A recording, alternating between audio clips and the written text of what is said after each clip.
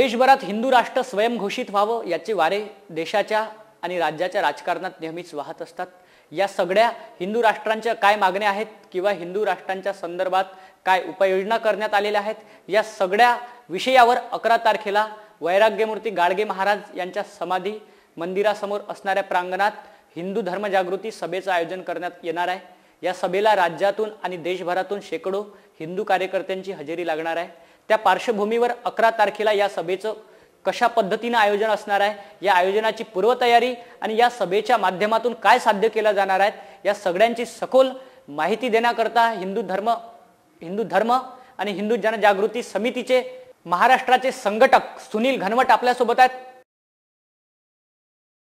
देशाच्या राजकारणात हिंदू या शब्दाला फार महत्त्व आहे आणि गेल्या अनेक वर्षापासून भारत हे हिंदू राष्ट्र व्हावं यासाठी अनेक संस्था कार्यरत काम करतात, अनेक संघटना काम करतात।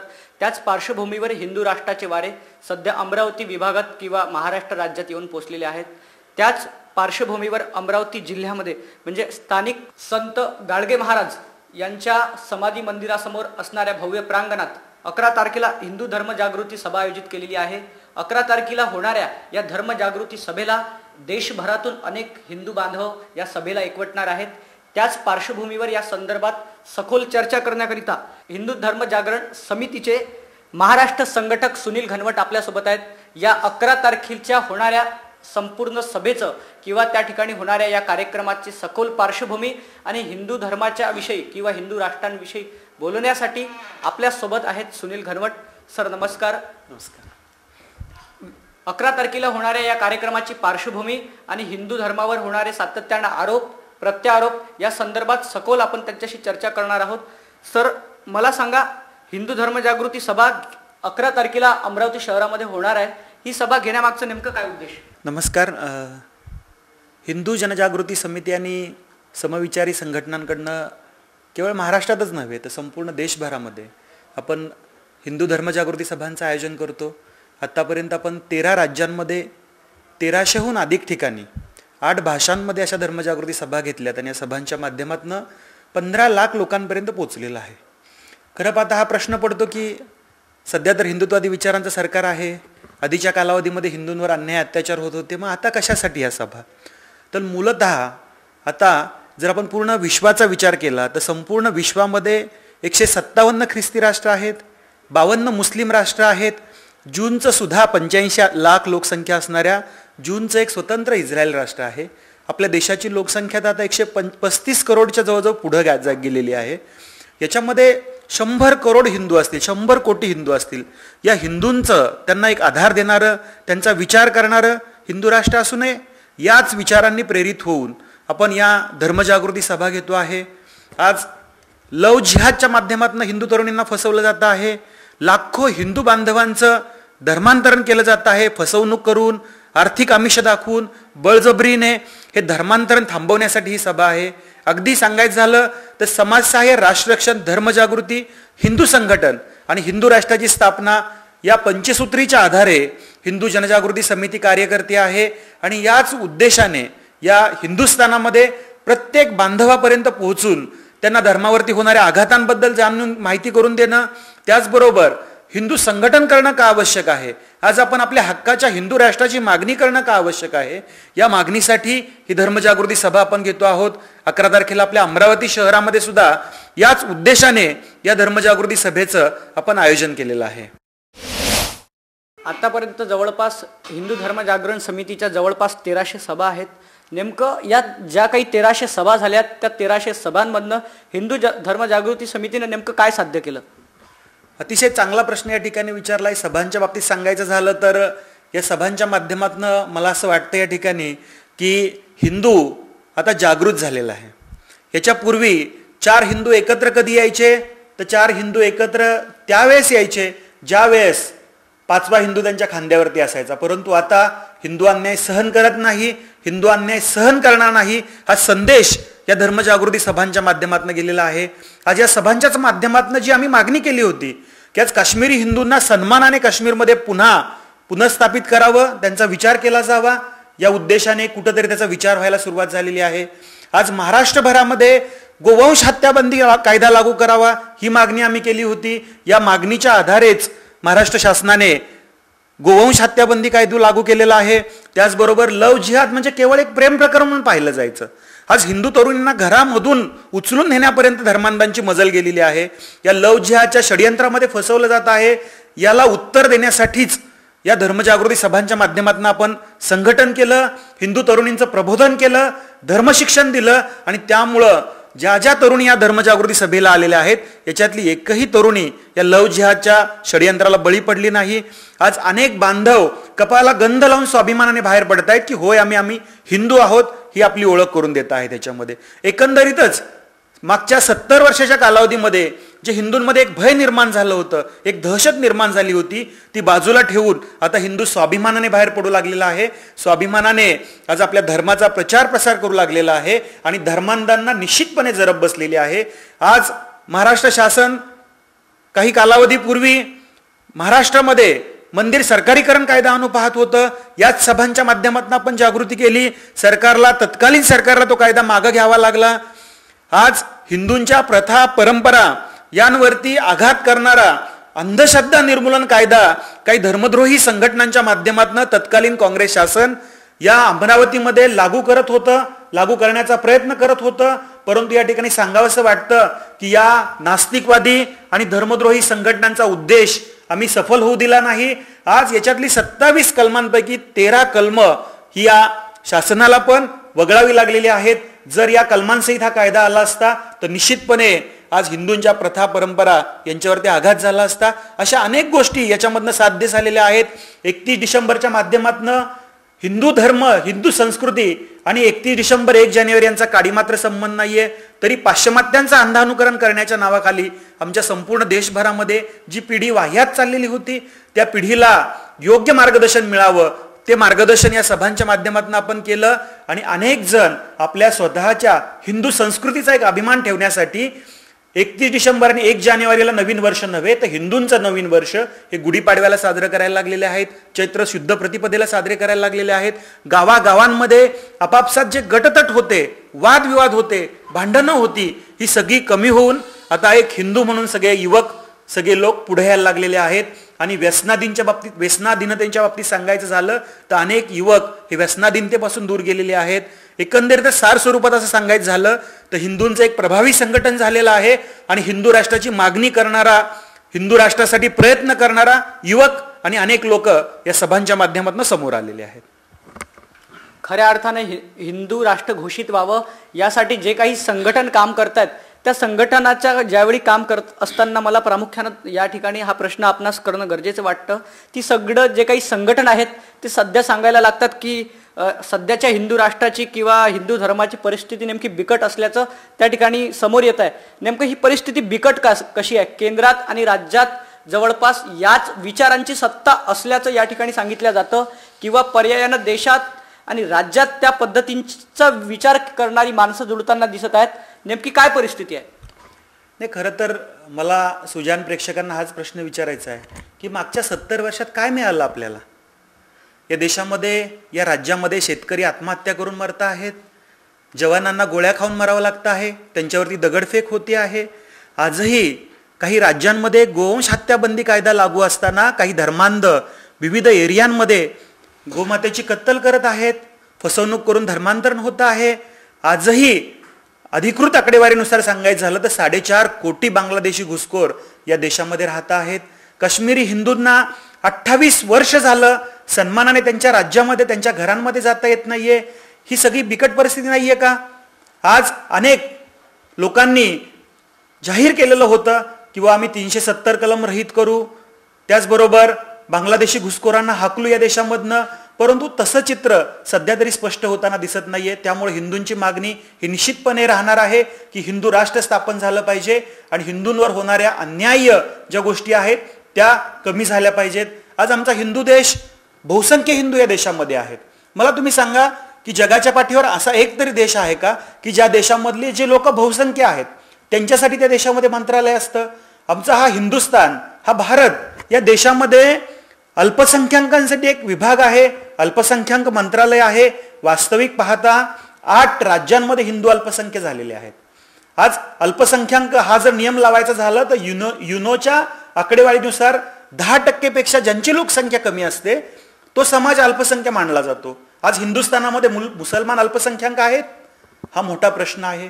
आज ज्या राज्यांमध्ये मुसलमान बहुसंख्य झालेले आहेत त्या राज्यातल्या सुविधा सुद्धा तेच घेत आहेत, हे मनाला खेद देणार आहे.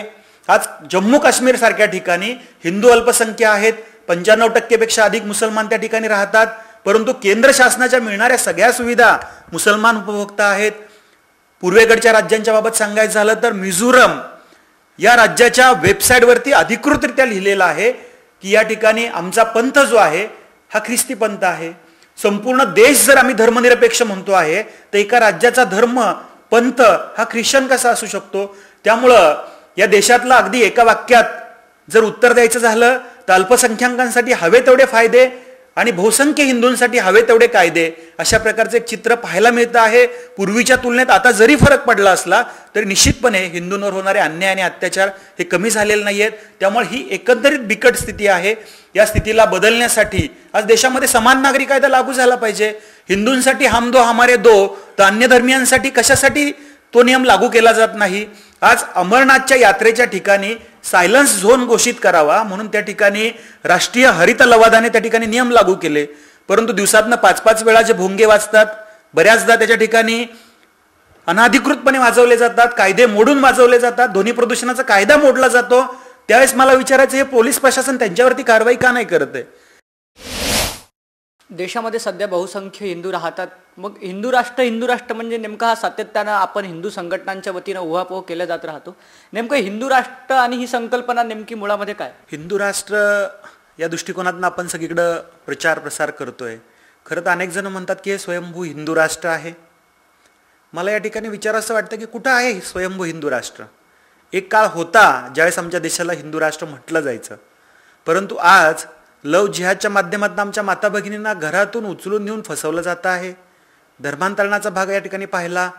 आज या देशामध्ये पहिला विचार हा अल्पसंख्याकांचा केला जातोय, बहुसंख्य हिंदूंचा नाही केला जात. आज 8 राज्यांमध्ये हिंदू अल्पसंख्य झालेले आहेत.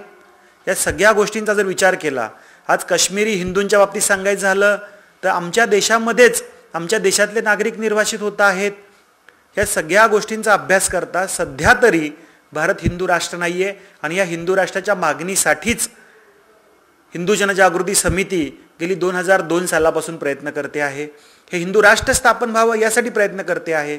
आज संपूर्ण विश्वामध्ये अनेक राष्ट्र आहेत, त्या त्या धर्माची राष्ट्र आहेत. मग हिंदूंचं 100 कोटी हिंदूंचं एखादं हिंदू राष्ट्र का असू नये, हा एक मूलभूत प्रश्न या ठिकाणी आहे. त्यामुळे मला आपल्या सर्वांना सांगावंसं वाटतं की आज हिंदू राष्ट्राच्या मागणीसाठी आपण पुढे आलं पाहिजे. अनेक संघटना धर्मावर होणाऱ्या आघातांच्या विषयी प्रयत्न करतायत. कोणी लव जिहाद रोखण्यासाठी प्रयत्न करतंय, कोणी गोहत्या रोखण्यासाठी प्रयत्न करतंय, कोणी धर्मांतरण रोखण्यासाठी प्रयत्न करतंय. या सगळ्या गोष्टींमध्ये मूलभूत समस्या आहे की आमचा देश हिंदू राष्ट्र नाहीये. त्यामुळे हिंदू राष्ट्र का आमचा देश एकदा झाला की या सगळ्या समस्या सुटणार आहेत. त्यामुळं मला या चॅनलच्या माध्यमातून सांगावंसं वाटतं, प्रत्येक हिंदू बांधवाला सांगावंसं वाटतं की मूळ समस्या आपली हिंदू राष्ट्र पाहिजे त्यासाठीची आहे. त्यामुळे हिंदू राष्ट्र या मागणीसाठी आपण एकत्र येऊयात, संघटित होऊयात आणि आपण सगळ्यांनी मिळून या हिंदू राष्ट्र स्थापनेच्या निर्मितीसाठी, या हिंदू राष्ट्र स्थापनेसाठी योगदान देऊयात, असं आवाहन मी आपल्या सर्वांना करतो. देशामध्ये हिंदू बहुसंख्य असताना सुद्धा हिंदूंवर अन्याय केला जातो असं आपण किंवा इतर संघटनांच्या माध्यमातून तशा पद्धतीची चर्चा असते. काय सांगाल याबद्दल? या ठिकाणी खरं तर आता सध्याचं वातावरण बघितलं, 1 वर्ष 1.5 वर्षापूर्वी उत्तरेमध्ये एका अकलाकची हत्या झाल्यानंतर संपूर्ण मीडिया, पुरोगामी, राज्यकर्ते, नास्तिकवादी, सेक्युलर मंडळी त्या अकलाकच्या घरी गेले, अगदी तीर्थक्षेत्र झाल्यासारखं त्या ठिकाणी गेले. परंतु मला या ठिकाणी विचारावंसं वाटतं की एका धर्मांधाची हत्या झाल्यानंतर संपूर्ण देशभरामध्ये हा देश असहिष्णू आहे, या ठिकाणी असहिष्णुता वाढलेली आहे म्हणून अनेक जणांनी आपले पुरस्कारही परत केले. परंतु त्याच वेळी केरळ असेल, कर्नाटक असेल, आंध्र प्रदेश असेल, या राज्यांमध्ये मागच्या 1.5 वर्षांमध्ये जवळजवळ 1000हून अधिक हिंदू नेते असतील, हिंदुत्वादी संघटनांचे कार्यकर्ते असतील, यांच्या हत्या झालेल्या आहेत. याबद्दल कोणीच काही बोलत नाही. त्यामुळं या देशामध्ये हिंदू बहुसंख्य असताना सुद्धा त्यांच्या वाट्याला अन्यायच येतो आहे, हे मला पुन्हा एकदा अधोरेखित करावंसं वाटतं.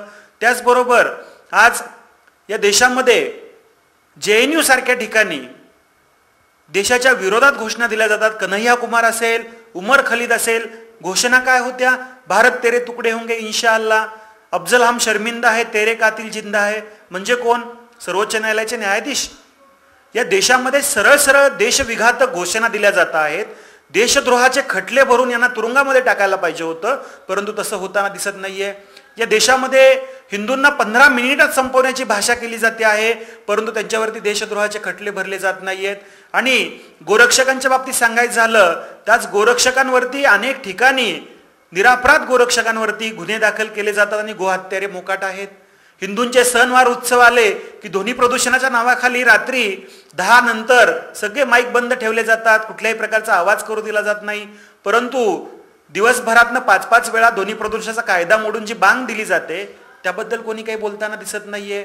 आज गणेशोत्सव आला की प्रदूषण होतं, आज दिवाळी आली की फटाक्यांच्या माध्यमातून प्रदूषण होतं.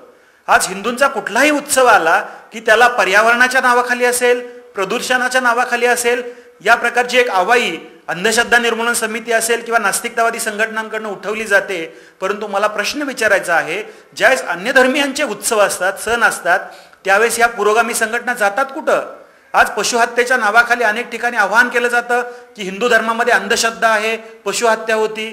या अनिसवाल्यांना, या नास्तिकवाद्यांना मला विचारायचं आहे, ज्यावेळेस बकरी ईदच्या कालावधीमध्ये लाखो बकरींची कत्तल होती, त्यावेळेस तुम्ही का आवाहन करत नाही की इको फ्रेंडली बकरी ईद साजरी करा? कोणी करताना दिसत नाही. ख्रिसमसच्या वेळेस थर्माकोलच्या माध्यमातून होणारे प्रदूषण असेल, 31 डिसेंबरला 119 देशांमध्ये फटाके फोडले जातात. दिवाळीत वाजणाऱ्या फटाक्यांनी प्रदूषण होतं, परंतु 31 डिसेंबरला नवीन वर्ष सुरू करायचं म्हणून वाजणारे फटाके हे काही प्रदूषण विरहित असतात. त्यामुळे मला या ठिकाणी सांगावंसं वाटतं की हिंदूंवरती जे अन्याय होत आहेत, हिंदू धर्मियांवरती जे अन्याय होत आहेत, या सगळ्यांचं उत्तर आहे हिंदूंचं संघटन. आणि हिंदू बहुसंख्य असताना सुद्धा या देशामध्ये विचार केला जात नाही. त्यामुळं कायदेशीर दृष्टिकोनातून आम्ही ही मागणी करतो आहोत की या देशाला हिंदू राष्ट्र घोषित करा. आज मूलभूत डॉक्टर बाबासाहेब आंबेडकर यांनी ज्यावेळेस घटना लिहिली त्यावेळेस त्या घटनेमध्ये कुठल्याही प्रकारचा धर्मनिरपेक्ष किंवा निधर्मी हा शब्द नव्हता. 1976ला घटनेची 42वी दुरुस्ती म्हणून तत्कालीन पंतप्रधान इंदिरा गांधी यांनी हा शब्द आणीबाणीच्या कालावधीमध्ये घटनेमध्ये घुसडलेला आहे. त्यामुळं त्यावेळेसपासून आमचा देश धर्मनिरपेक्ष झालेला आहे आणि खऱ्या अर्थाने त्या कालावधीपासून आज तागायत हिंदूंवरती अन्याय होत आहेत. त्यामुळं जर संसदीय अधिकारांचा वापर करून धर्मनिरपेक्षता हा शब्द या संविधानामध्ये घालता येऊ शकतो, तर याच संसदीय अधिकारांचा उपयोग करून, कायद्याचा उपयोग करून या घटनेमध्ये हिंदू राष्ट्र हा शब्द घालता येऊ शकतो. आणि हिंदू राष्ट्र म्हणजे काय कोणावर अन्याय आणि अत्याचार नाहीये. आज अनेक राष्ट्र आहेत, त्या राष्ट्रांचा धर्म आहे. इंग्लंड एवढं पुढारलेलं राष्ट्र असताना सुद्धा ते राष्ट्राचा धर्म सांगतात ख्रिस्ती आहे. 1947ला भारतापासून वेगळा झालेला पाकिस्तान सुद्धा सांगतो की आमचा धर्म इस्लाम आहे. बांगलादेश सांगतो आमचा धर्म इस्लाम आहे. त्यामुळे जर अनेक राष्ट्र आपला आपला धर्म घेऊन पुढे येत असतील तर 100 कोटी हिंदूंचा हा हिंदुस्थान असताना आम्ही आमचं राष्ट्र हिंदू राष्ट्र का म्हणू नये हे म्हटलं पाहिजे. यासाठी ही मागणी आहे. जसं की संविधानात किंवा धर्मनिरपेक्ष संदर्भात तुम्ही बोललात, मला या ठिकाणी प्रामुख्यानं तुम्हाला सांगणं महत्त्वाचं वाटतं की देशामध्ये राष्ट्रसंघ असेल किंवा मग इतर समन्वयस की ज्या काही संघटना आहेत त्यांचं देशामध्ये सरकार आहे. मग धर्मनिरपेक्षता हा शब्द काढून त्या ठिकाणी दुसराही शब्द तुम्ही ज्याप्रमाणे बोललात त्याप्रमाणे होऊ शकतं. मग त्याची सरकार राज्यामध्ये आणि केंद्रामध्ये असताना सुद्धा त्याला विलंब का, आणि काय सांगाल याबद्दल? अतिशय चांगला प्रश्न या ठिकाणी विचारलेला आहे. या देशामध्ये केंद्रात सत्ता हिंदुत्वादी विचाराच्या सरकारची आहे, राज्यातही सत्ता हिंदुत्वादी विचारांच्या सरकारची आहे. या ठिकाणी आमची मागणी आहे आणि तमाम हिंदू बांधवांची अपेक्षा आहे की या ठिकाणी भारताला हिंदू राष्ट्र घोषित करण्यासाठी विविध संघटना मागणी करत आहेत.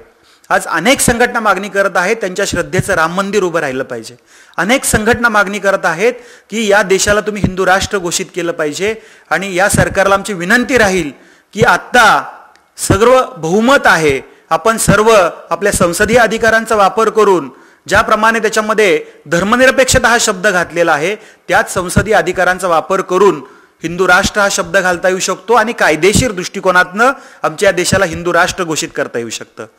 मला हिंदू बांधवांना आवाहन करायचे, केवळ कायदेशीर दृष्टिकोनातनं संविधानातला एखादा शब्द बदलला यामुळे जरी हिंदू राष्ट्र होत असेल तरी आपल्या सर्वांना आणखीन एक प्रयत्न करावा लागणार आहे.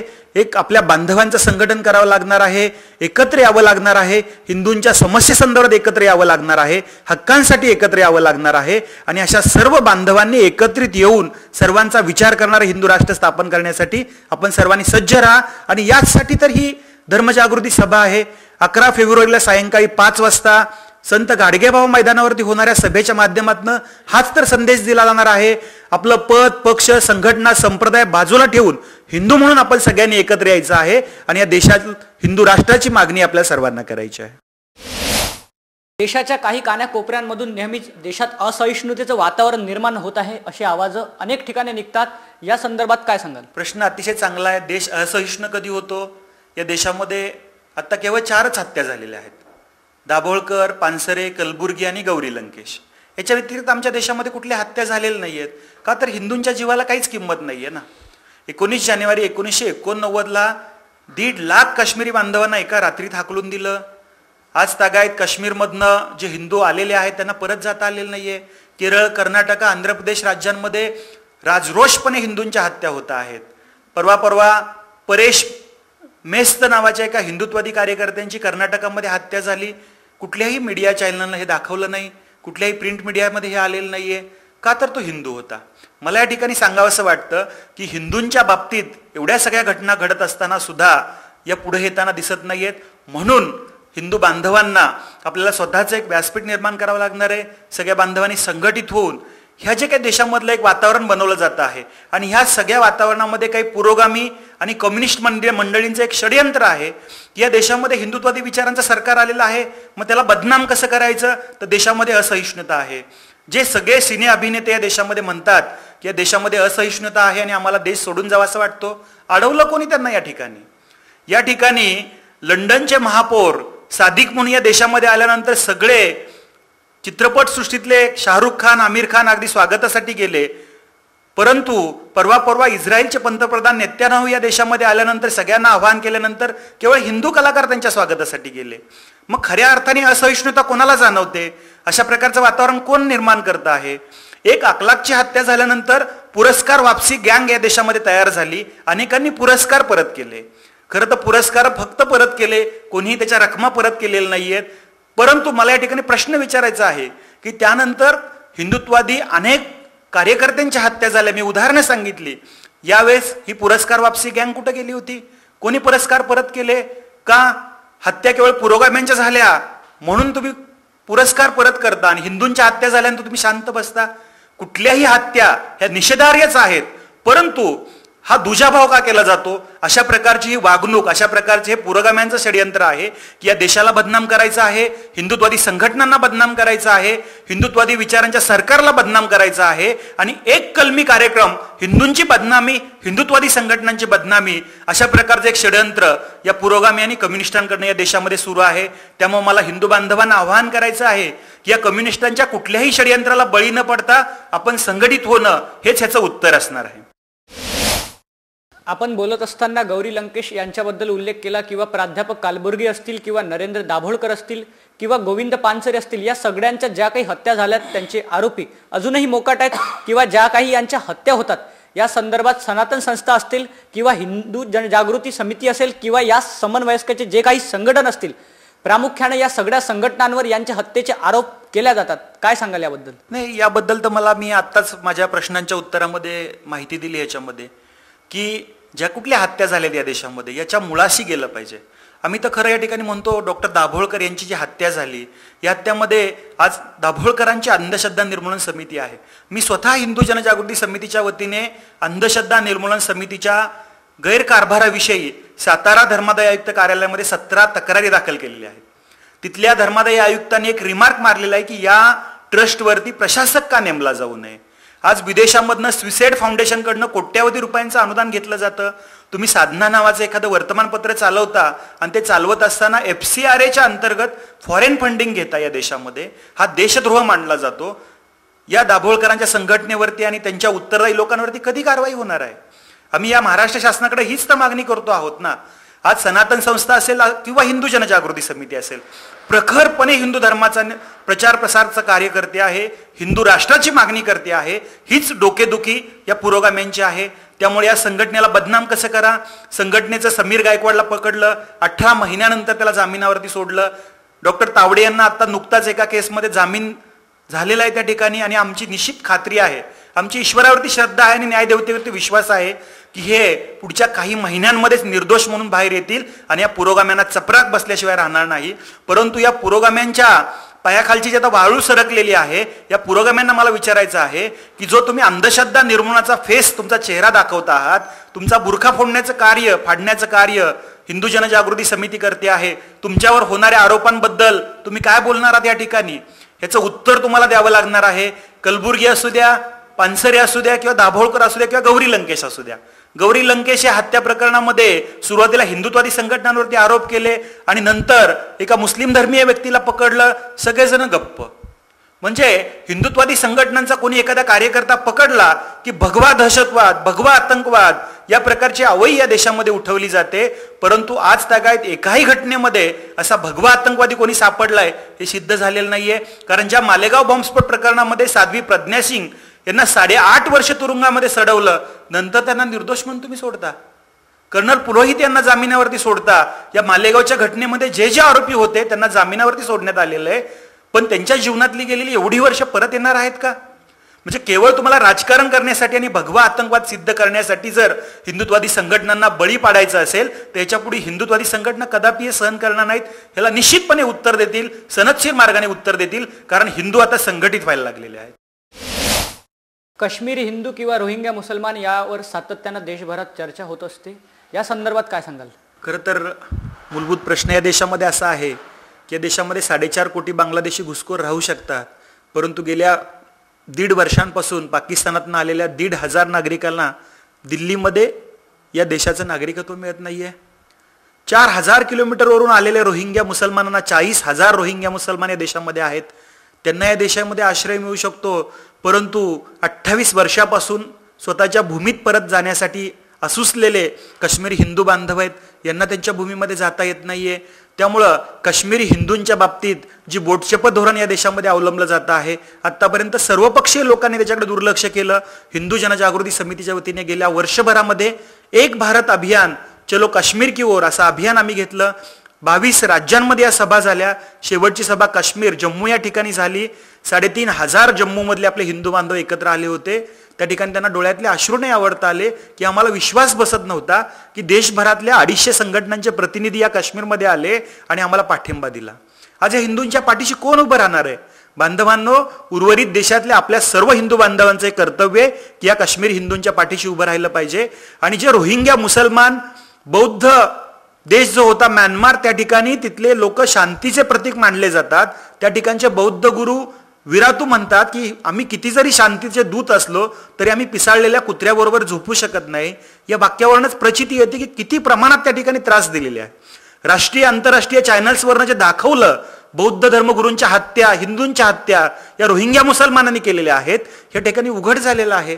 त्यामुळं अशा हिंस पद्धतीने देशातल्या लोकांशी लढणाऱ्या रोहिंग्या मुसलमानांना म्यानमारनं हाकलून दिलेलं आहे.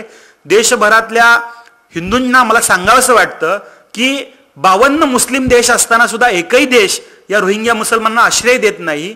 आम्ही आमच्या हिंदुस्थानामध्ये काय कोणालाही जागा द्यायची असं ठरवलंय काय? आज आमच्या हिंदूंना स्थान दिलं जात नाही, मग अन्य धर्मीय जे मुसलमान आहेत, रोहिंग्या मुसलमान आहेत, त्यांना या देशामध्ये का स्थान दिलं जावं? तर या रोहिंग्या मुसलमानांना या देशामधून हाकलून द्यावं अशी ही मागणी या सभेच्या माध्यमातून आम्ही घेतो आहोत.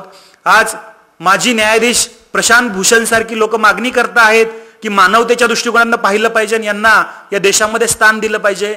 मला या प्रशांत भूषण यांना आवाहन करावंसं वाटतं, आधी 10 रोहिंग्या मुसलमान 2 महिने स्वतःच्या घरात ठेवा, म्हणजे तुम्हाला कळेल की काय त्यांची अवस्था आहे, कशा प्रकारे त्रास देतात. केवळ मानवतेचा दृष्टिकोन देऊन लोकांची दिशाभूल करण्याचा प्रयत्न या ठिकाणी करू नका.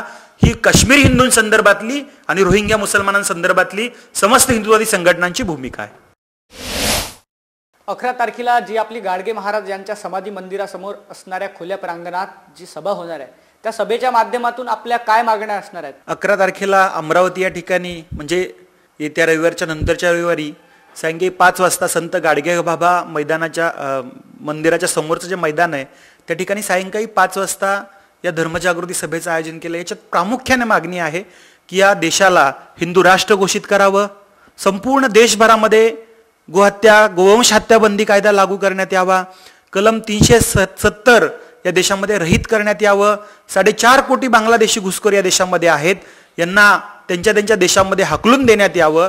त्याचबरोबर आणखीन एक महत्त्वपूर्ण मागणी या ठिकाणी आम्ही करतो आहोत की ज्या कुलभूषण जाधव यांच्या पत्नीला आणि आईला अतिशय नीच अशी वागणूक दिलेल्या पाकिस्तानला आमच्या देशाच्या केंद्र शासनाच्या यादीमध्ये मोस्ट फेवर्ड नेशन अशा प्रकारचा एक उल्लेख करण्यात आलेला आहे आणि तो कायमस्वरूपी ठेवण्यात आलेला आहे.